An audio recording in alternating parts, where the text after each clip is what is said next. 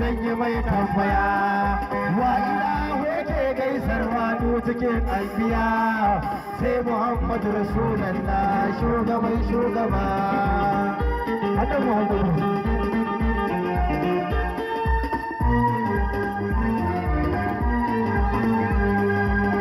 manzon Allah ya wuce yayi gaba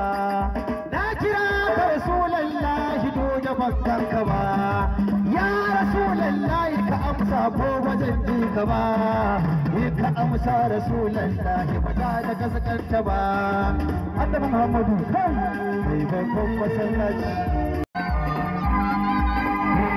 subhana ya Allah ba Allahu bayan kai